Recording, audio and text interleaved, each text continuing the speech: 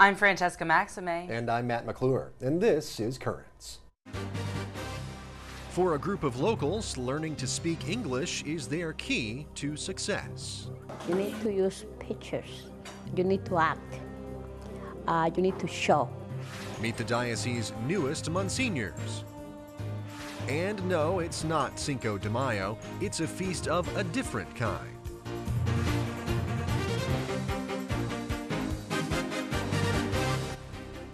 Good evening, and thank you so much for joining us this Monday night. Well, the numbers, they're really quite staggering. According to a report from the Census Bureau, almost 1 in 5 people living here in the United States does not speak English at home. Well, for these people, not knowing the language can be a major obstacle, and not only in their daily routines, but also in their long-term goals. Our Natalia Ortiz joins us now with the story of a local effort at a local parish to help educate people. Natalia? Thank you. At St. Andrew the Apostle Church in Bay Ridge, teachers are offering people help and hope. How is that possible? Well, if you're a student in this class, you'll find the answer right on the tip of your tongue. Here's Seattle. Okay, now I think you're doing very well, so let's go around. He is the richest person in the United States. He is the richest person in the United States. To the average American, this phrase may seem simple to say, but to these people for whom English is a second language, it's a reason to come to class. And for Irene Alvarado, she's not just here to learn its pronunciation, but also to achieve what the phrase is about: success. I have to give all my effort to English to be able to help my little girl get ahead and to be able to find a good job in the future. For most students, coming to class takes a big effort. Some have small children or work long hours. That's why the staff at St. Andrews strives to help them come, whatever it takes. It doesn't cost more than the book, $20. And sometimes if somebody says to me, I don't have the money, I say, come on, I give it to you. I don't charge for the $20. In addition to providing English classes free of charge every Tuesday and Thursday, St. Andrews finds volunteers to take care of students' children while they're learning, eliminating almost every obstacle a potential student may come across. According to Gloria Flores, this program would not be possible without volunteers. They are volunteers, they don't get paid, they are wonderful teachers. Most of them are retired teachers or teachers that are still working in the school, but they do it as a volunteer, yes. For this teacher, volunteering is all about giving back what she was given many years ago. I do it because I was an immigrant. Ready? I went to school to learn English, and they didn't teach me anything. They just gave me a book, and the teacher sat down to have a cup of coffee. The clothes are on the floor. You need to use pictures. You need to act. You need to show. You had to mimic. You had to do so much. You just cannot give a book and do the exercises without explaining anything. That's the reason. And Irene Alvarado considers this motivation a blessing. First off, I thank God. I thank God and the church for the great gift they've given me of allowing me to persevere in life and get ahead, and not to fall, but to get up. About 1,000 students have gone through this program, which has been around since 2002. All right, well, Natalia, thank you so much. It's looks like a great program they've got there, and yes, not a whole lot of cost involved, it looks like, and if the people don't have the money, then they'll usually get some help. They're willing to pitch in, like they said, whatever it takes. They will provide child care, they'll provide financial help. I mean, they just really want parishioners to, and everyone, not just parishioners, but anyone really who needs help, to go and learn the language and get ahead. And they actually also have, and I'm working on maybe doing a story on this later on, sessions where they speak about how to improve your self-esteem. And so, because the first obstacle, they say, is actually getting them to go to the class because of their low self-esteem. So this is something else that they do. Right. Yeah, it's great. The whole culture gestalt of it all. That's great. All right, well, Natalia, thanks again. Thank you, Francesca. Well, stay tuned. There's much more Currents coming up straight ahead when we return the day's headlines. Including President Obama getting some perspective on the abortion issue from the Vatican. And some very big honors for a group of local priests. It is a real recognition of their service to the diocese and a recognition of the wonderful priesthood that they exercise.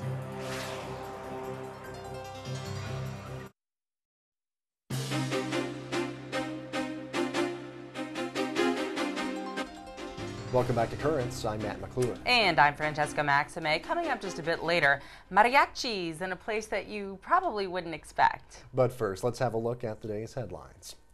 Well, Sunday was a special day for a group of priests from Brooklyn and Queens. We sent our cameras to a Vespers service where the diocese's newest Monsignors were honored.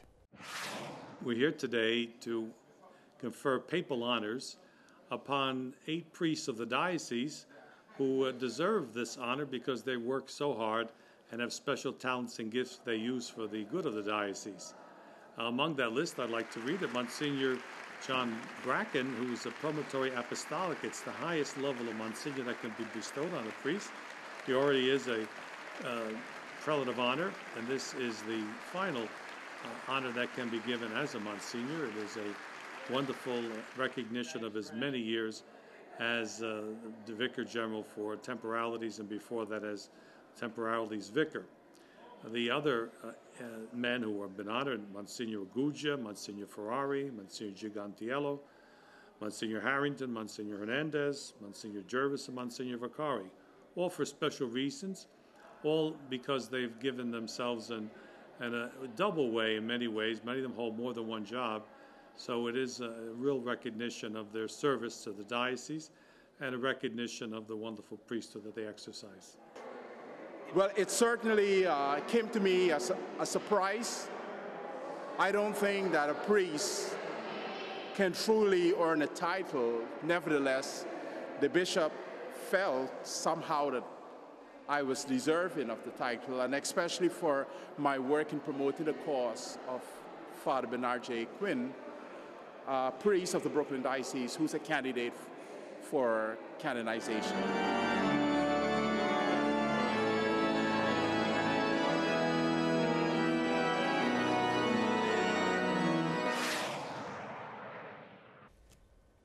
Well, beautiful Mass there at St. James Cathedral in downtown Brooklyn. One of the new Monsignors, we should say, Kieran Harrington, has been a frequent guest here on Currents. He's our Diocesan Vicar of Communications. Congratulations to all the new Monsignors. Well, New Jersey's Catholic bishops are fighting to stop same-sex marriage from becoming legal in their state. The bishops wrote a letter to parishioners across the state this past weekend explaining church teaching on marriage and why they say it should not be legal in the Garden State. The push comes as some social progressives in New Jersey are pushing for a law allowing same-sex marriage to be passed before Republican Governor-elect Chris Christie takes office January 19th. Christie is a practicing Catholic and said he would veto a gay marriage bill. Outgoing Governor John Corzine, though, has said he would sign it. Well, as the debate on the Senate's version of a health care reform bill began today in Washington, abortion continues to be a major sticking point. Reports say President Obama's top domestic priority is in danger of stalling in the Senate unless abortion issues are dealt with. Meantime, the Vatican is sending a clear message to the president on life issues. The Roman Observer, the daily semi-official Vatican newspaper, published an article telling President Obama that polls show the number of pro-life Americans is on the rise.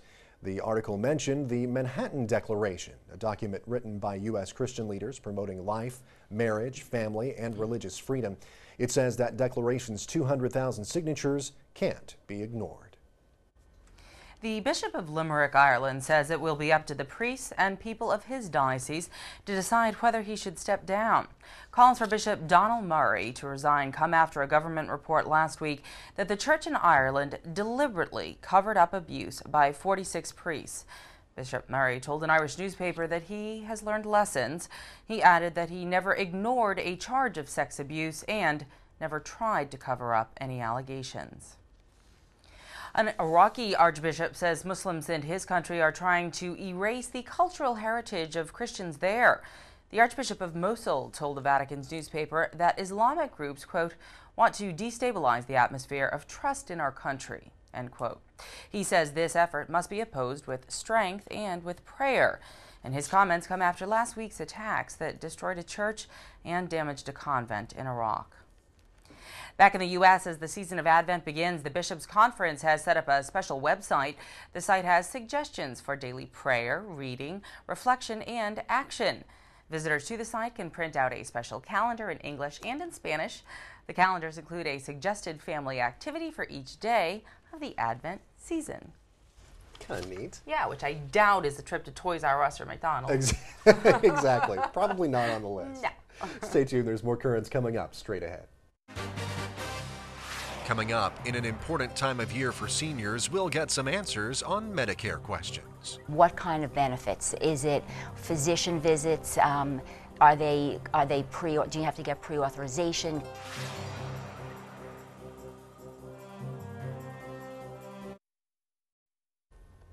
Well, we started to talk about this a little bit before, but the annual enrollment period for Medicare is indeed underway. And seniors have until the end of the year to make decisions on what type of coverage they're going to need in 2010. That's right. And I recently spoke with the executive director of United Healthcare in New York, did that last week. And we also wanted to get the Catholic perspective on Medicare. So I sat down with Pamela Hassan, the chief marketing officer of Fidelis Care. Well, Pam, thank you so much for being here today on Currents. We appreciate your time. Thank you for having me.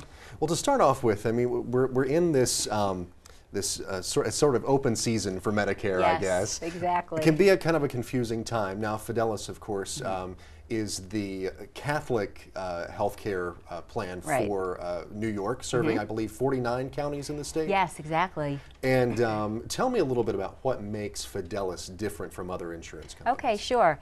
Fidelis Care New York, otherwise known as the New York State Catholic Health Plan, we're mission-driven and we're not-for-profit, the largest health plan in New York State.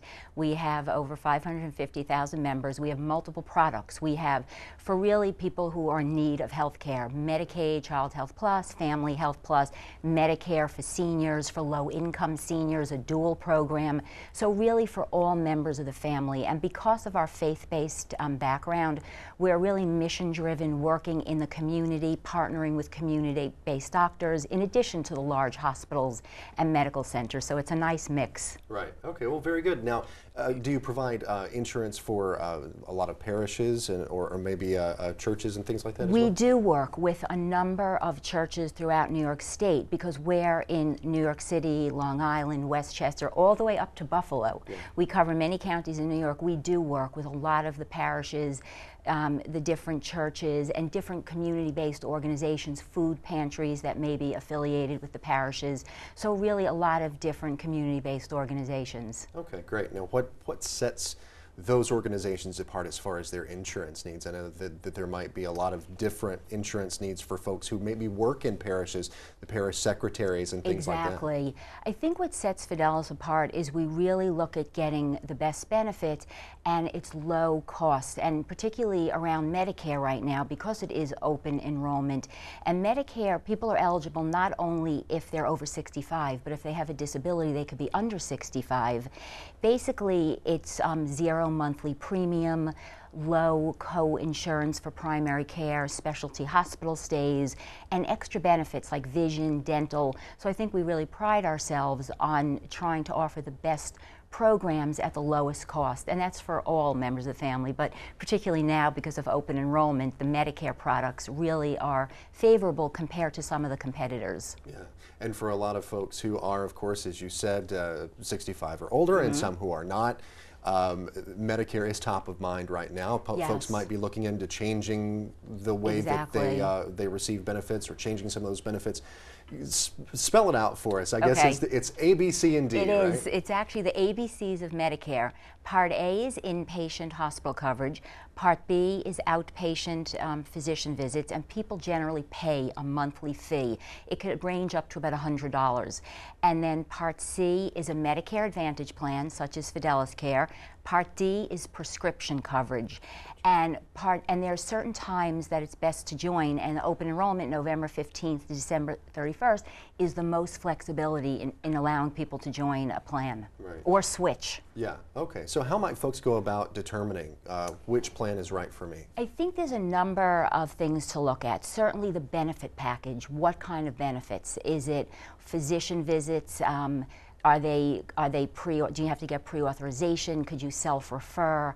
The cost, is it a monthly premium? Fidelis Care, most of the plans we offer are 0 monthly premium. Do you pay a copay to go to a primary care or a specialist? Fidelis Care also has many plans that have 0 copay. Then it's the pharmacy, very important. People have to look at what type of medication they're on. And is the formulary, which is the list of prescription items covered, are they on that plan's formulary? Doctors, if there's a lot of doctors, hospitals in the network, quality, we were very highly rated, which was a positive, but certainly there are, people have to look at all of these factors and weigh them to what's most important to them. Okay. Well, very good. Now, of course, Medicare.gov we send people to a lot to get some more information. Yes. Any other resources out there for folks to have more Well, I think info? that's definitely a general. Certainly someone could look at fideliscare.org, and we have an 800 number people can call, 860-8707. And I think why we also are a little bit different, we're willing to go to someone's home, spend as much time as necessary meeting with somebody and their family members, really going through the options and explaining what may be best for someone. And if they're in another plan, if they're looking to switch, if it's the right option for them to switch. So I think they're definitely, Medicare.gov is one of the best general resources, but certainly then they could look at Fidelis specifically. Right. Okay, well, very good. Pam, thank you so much for taking a few minutes. Thank you for having me. We really appreciate your time. Thank you. One of the things you mentioned that I didn't realize is if you're under 65 and you have a disability, that you Right. that you're also eligible. Yeah, as a qualifying disability, you have to check. Of course, Medicare.gov, as we said, is a good resource to make sure that you are eligible and what plans are available. And it says ABCs again, which as we were saying last week, a lot of people find confusing, but it's really, if you get right down to the bare bones of it, it's not all that difficult to understand. Yeah, I mean, it's certainly the time now before the year changeover to at least start looking at these things and sort of ask more people about it. I mean, you can always go back. We usually post these interviews on our website afterwards, so you can go back and re-listen to it again within a second year or a third year, because sometimes there's a lot of jam-packed information in there, but you did a great job eliciting stuff, for this interview and also the other one that you did for people that may want to know more, to be really informed to make their choices. All right, well, thank you. Yeah, and that's what it's all about. I mean, it's about information. It's about you having the information that you need to make that informed decision. And so yes, it will be up on our website, and go there, go currentsny.net, and find out more. Well, stay tuned. There's much more current straight ahead. Coming up, strike up the band for this saintly celebration.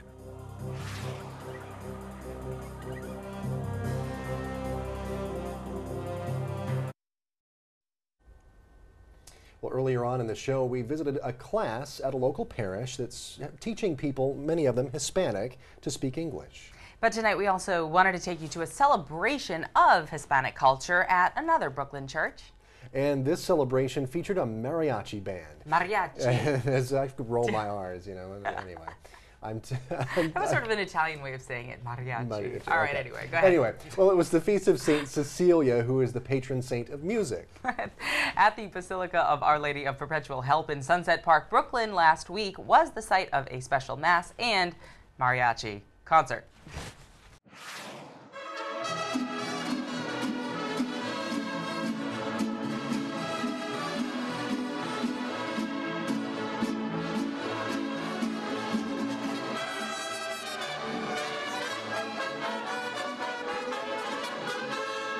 Mariachi, I think, sometimes is what the Psalms call a joyful noise unto the Lord. One of the beauties of the church is that every ethnic community has their music, their way of praising God. And of course, in our Hispanic community, music is extremely important. So we honor Saint Cecilia here in a very special way because she is the patroness of music. And in any community, any church community, music is essential. So it's good to celebrate Saint Cecilia, to celebrate the gift of music.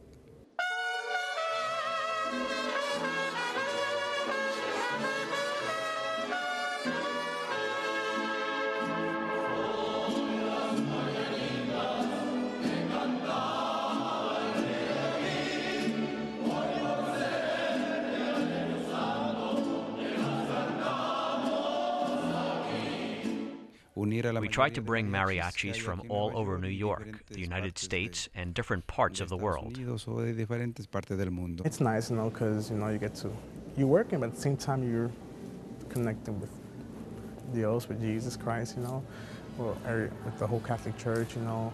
You go play at these churches, you find beautiful people, you know, a beautiful parish, the priests, the people in there. The beauty of faith is it takes what's common in our lives and we use that to praise God.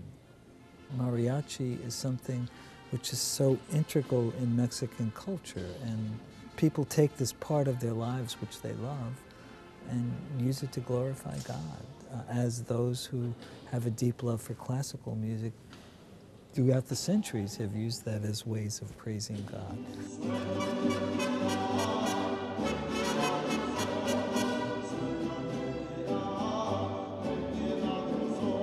Santa Cecilia pues es la reina de todos los músicos. Santa Cecilia es la Virgen de la patrona de los músicos, que es la que nos ampara y nos ayuda en todo lo que va del año. Yo doy gracias a ella de que me dé un año más venir a celebrar esto acá en Estados Unidos, acá o en México, donde sea, que me permita un año más venir a celebrar y que me permita seguir cantando y dando toda la música para toda la gente. On a personal level, my love has always been for classical music, and yet in worship, I've loved mariachi because it's so alive and it adds an energy to worship and to liturgy that's just wonderful to me.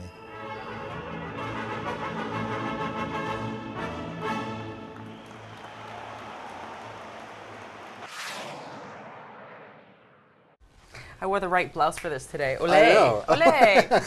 I do. I have like flamenco mariachi blouse on today. And dressed for the occasion. I love it. And Santa Cecilia, that's actually, St. Cecilia's is the name of my hometown parish in outside of Boston, which is where I was yesterday. Yeah, but they didn't have a mariachi band, though, did they? They certainly did not. They had a very nice youth choir. They were lovely young voices singing. Well, very good.